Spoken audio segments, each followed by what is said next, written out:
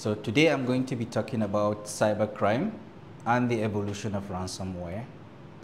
So in today's digitally connected world, the growing threat of cybercrime and ransomware demands our attention and understanding.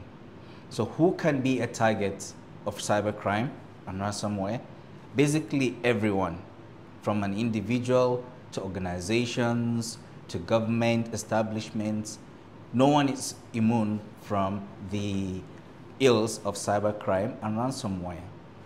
Now, we're going to look at different aspects of cybercrime. We're going to talk about the landscape. We're going to talk about what enables cybercrime, especially the darknet. We're also going to go on to talk about ransomware, which is one of the main tools of the trade of cybercrime today.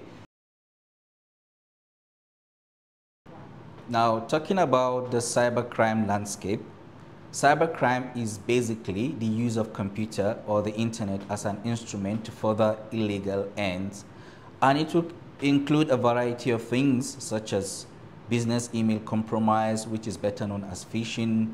It includes illegal activities and sale of illegal tools that are used for hacking, for example.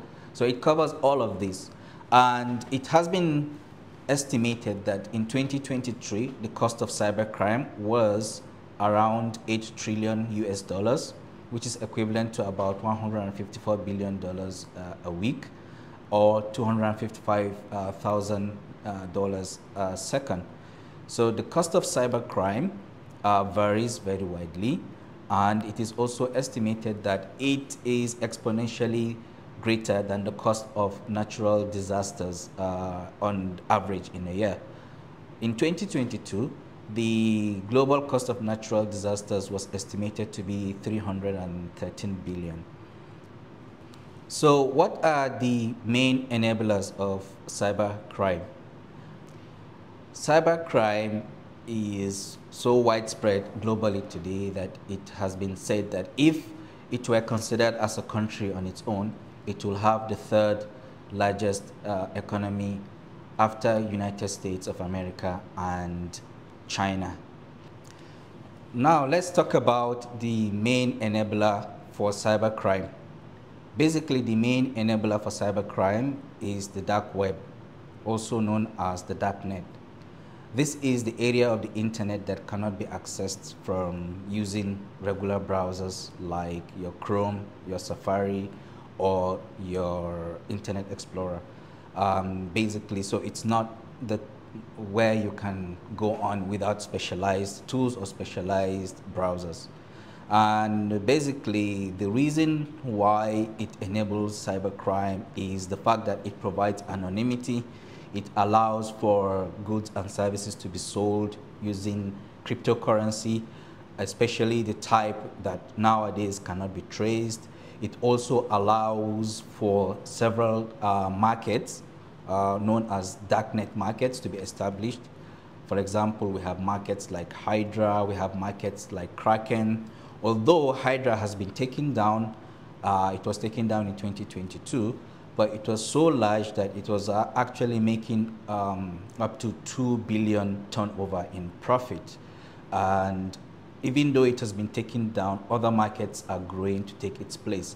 And one of the reasons why these markets also have been very successful is the fact that they are able to establish a reputation, they have ratings, they have escrow systems that enable goods to be supplied reliably. So on those markets, hacking tools, identity fraud or stolen identities, and a range of tools that can easily be found by those who want to attack organizations are available.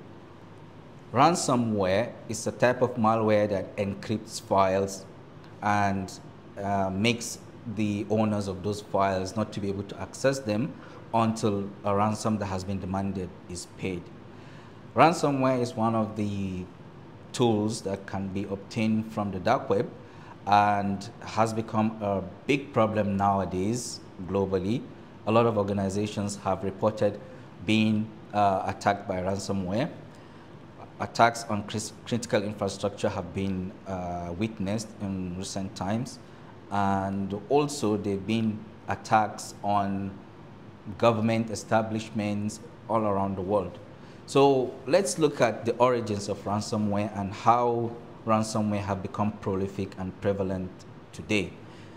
Basically, the first ransomware was called AIDS Trojan, which was found in 1980. And at that time, the AIDS Trojan used to be spread by the USB. And basically, what will happen was when people get infected, they will have to pay a ransom via either a premium rate telephone, or they will have to post the ransom through the post. Before then, they can be given the instructions to unlock their files. Now, fast forward to 2000, when it became possible to spread malicious software or malware through attachments, ransomware also began to become more popular, and we had more varieties and more numbers of ransomware in the world at the time. Now, what really revolutionized ransomware was in 2013, when we had ransomware like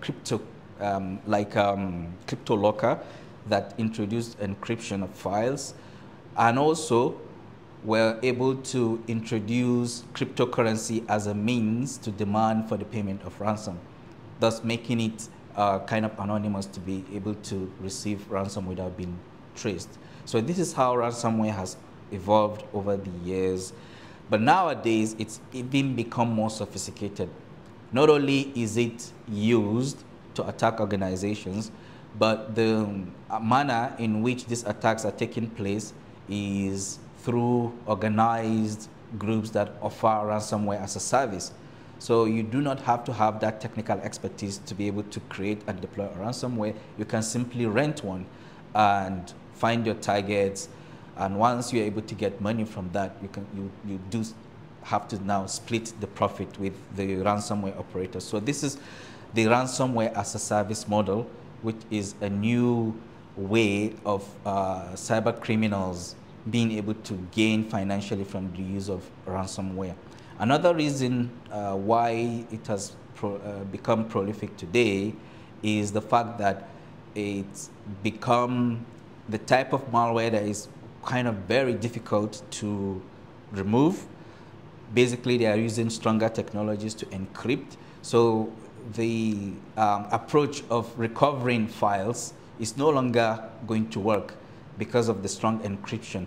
Another technical advancement that has been applied to ransomware is the use of deployment by tactics that makes it difficult to trace. For example, the ransomware can run in memory without leaving any traces, and it can also use what we call living off the land technique. So basically, it infects your system and uses the tools that are in your systems to perform its operations.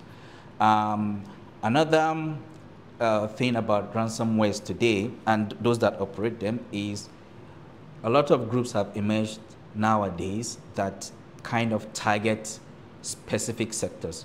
For example, some groups just target the educational sector, other groups target the financial sector, other groups may be specialized in targeting the government organizations and establishments. So with this type of specialization, you find an ecosystem that is existing, supporting one another. So this is one of the things that has also made ransomware threat more prevalent today as well. I will leave you with an example of an attack that happened last year from a group known as Ransomware. And this group claimed responsibility for attacking the British Library. This was in the news in November last year. And this is an example of a new type of ransomware that sort of specializes, because this group tends to target educational institutions. And they are also using modern techniques of attack by not just encrypting files, but also exfiltrating or stealing data. So this is what we call double extortion. This type of technique ensures that one will not rely only on the backup that they have, but they will also have to think about the fact that their data has been stolen. So they'll now become coerced into having to pay ransom. So this is just one of the examples of the types of ransomware that target the educational sector. So in conclusion, we've seen that as our world becomes smarter and more connected than ever, new opportunities are being created for cyber criminals. So cybercrime is growing thanks to proliferation of the dark web and the marketplaces within them, and the fact that it's now easy to obtain high-value assets at low risks by utilizing tools from this market. Basically, the barrier for entry into cybercrime is now lower than ever before.